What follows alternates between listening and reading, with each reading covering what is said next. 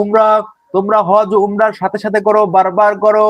ফাইন্নাহুমা ইয়ানফিয়ানিল ফাকরা ওয়াজ জুনুব, কারণ এই দুটি দারিদ্রতা এবং গুনাহকে দূর করে দেয়।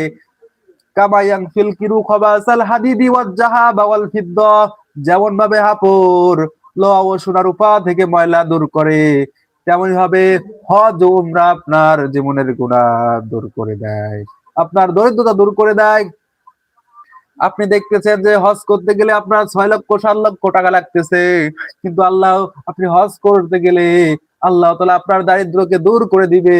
আল্লাহ তাআলা আপনার ব্যবসায়, ক্ষেত খামারে, চাকরি বাকরিতে আপনার এমন বরকত দান করবে, আল্লাহ আপনাকে পূর্বে আপনি যে ধনী ছিলেন তার চেয়েও আপনাকে অর্থশালী বানিয়ে দিবে। বলেন সুবহানাল্লাহ। ওয়ালাইসা লিল হাজ্জাতিল মাবরুরাতি সাওয়াবুন ইল্লাল